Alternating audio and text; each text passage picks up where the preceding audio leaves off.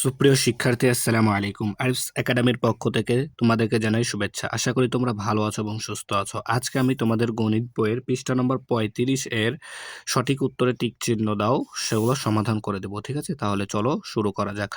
তো প্রথমে ১ নাম্বার দেখো, দুটি সংখ্যার মধ্যে যে সংখ্যাটি থেকে বিয়োগ করা হয়, তাহলে দুইটি সংখ্যার মধ্যে যে সংখ্যাটি থেকে বিয়োগ করা হয় তাকে কি বলে? তাহলে তাকে কি বলে? বিয়োজন বলে। ঠিক আছে? তাকে বিয়োজন বলে। ঠিক আছে? এরপর ২ নাম্বার দেখো, আনা বিয়ার কাছে ১৫০০ টাকা আছে। ঠিক আছে? লিয়ার কাছে ৯৫০ টাকা আছে। আনা বিয়ার কত টাকা বেশি আছে তা বের করার জন্য কি করতে হবে? তাহলে এরকম পার্থক্য নির্ণয় করতে আমরা কি করি? বিয়োগ করি, তাই না? তাহলে এটা কি করতে হবে? বিয়োগ করতে হবে। ঠিক আছে? এরপর ৩ নাম্বারটা দেখো। ৩ নম্বর বলছে দেখো, রানীর কাছে ১২০০ টাকা আছে। সঙ্গীতার কাছে ৬০০ টাকা আছে। দুজনের টাকার পার্থক্য বের করতে চাইলে নিচের কোনটি করতে হবে? তাহলে দুজনের টাকার পার্থক্য বের করব। তাহলে বিয়োগ করতে হবে, তাই না? তাহলে বড় থেকে ছোটটা বিয়োগ করতে হবে। তাহলে ১২০০ বিয়োগ ৬০০ হবে। এই যে দেখো খ নাম্বার। তাহলে ১২০০ বিয়োগ ৬০০। ঠিক আছে? এরপর দেখো ৪ নাম্বারটা। এখানে আছে ১০২০ বিয়োগ ১১১। ঠিক আছে? এখানে ফাঁকা ঘর আছে। বলছে খালি ঘরের সংখ্যাটি কত হবে? তাহলে খালি ঘরের সংখ্যাটি কত হবে সেটা আমাদেরকে কি বের করতে হবে, তাই না? তো দেখো বিয়োগ করো। দেখো ০, এখানে আছে ০, এখানে আছে ১। তাহলে ০ থেকে ১ বাদ দিতে হবে। তাহলে ০ থেকে ১ বাদ যায় না। তাহলে ০ কে ১০ ধরো। তাহলে ১০ থেকে যদি আমরা ১ বাদ দিই তাহলে হবে ৯। ঠিক আছে? হাতে থাকবে ১। এই ১ এখন চলে আসবে এই ১ এর কাছে। তাহলে এই ১ হয়ে যাবে আমাদের ২। ঠিক আছে? তাহলে দেখো ২ থেকে ২ বাদ দিলে ০। ঠিক আছে? ২ থেকে ২ বাদ দিলে ০। ঠিক আছে? আবার দেখো এখানে আছে ০, এখানে আছে ১, তাই না? তাহলে ০ থেকে ১ বাদ যায় না। তাহলে ০ কে কত ধরবো? ১০। তাহলে ১০ থেকে ১ বাদ দিলে হয় ৯০০। ঠিক আছে? হাতে থাকবে ১। এই ১ এখানে চলে আসবে। তাহলে এখানে এই ১ থেকে ১ বাদ দিলে ০। বামের শূন্যের কোনো দাম নেই। তাহলে ৯০৯। উত্তর খ। দেখো ৯০৯ হবে। ঠিক আছে? এরপর দেখো ৫ নাম্বারটা।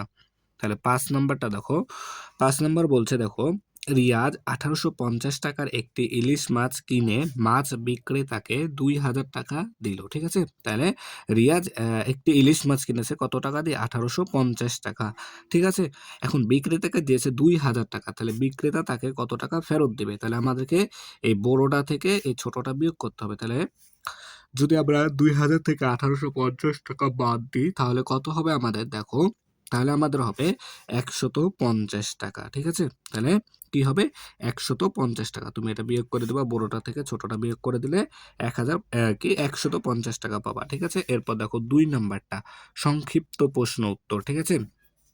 সংক্ষিপ্ত প্রশ্ন উত্তর করতে হবে। ঠিক আছে?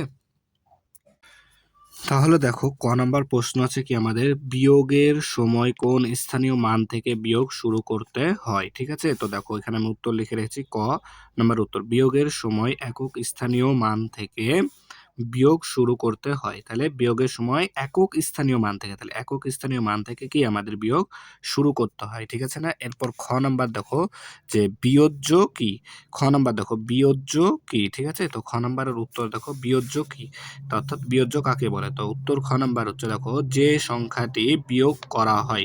তাই যে সংখ্যাটি বিয়োগ করা হয় তাকে বিয়োজ্য বলে। ঠিক আছে? তাহলে এরপর দেখো গ নাম্বারে বলেছে যে ১০০০ ১০০০ থেকে ১০১ বাদ দিলে কত থাকবে? ঠিক আছে? ১০০০ থেকে ১০১ বাদ দিলে অর্থাৎ বিয়োগ করলে, দেখো এখানে আমি বিয়োগ করছি দেখো।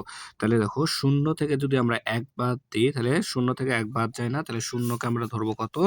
০ কে ধরবো আমরা ১০। তাহলে ১০ থেকে ১ বাদ দিলে হয় ৯। হাতে থাকে ১। এই ১ এখানে দিয়ে দিলাম। তাহলে আবার দেখো ০ থেকে ১ বাদ যায় না। তাহলে ১০ থেকে ১ বাদ দিলে ৯। হাতে থাকে আবারও ১। এই ১ এখন ১ এ দিলে এ হয়ে যাবে ২, তাই না? তাহলে ০ থেকে ২ বাদ যাওয়া যায় না। তাহলে ১০ থেকে ২ বাদ দিলে হয় ৮। হাতে থাকে ১। এই ১ এখানে দিয়ে দিলে ১ থেকে ১ বাদ দিলে ০, বামের শূন্যের কি দাম নেই। তাহলে আমাদের কত উত্তর?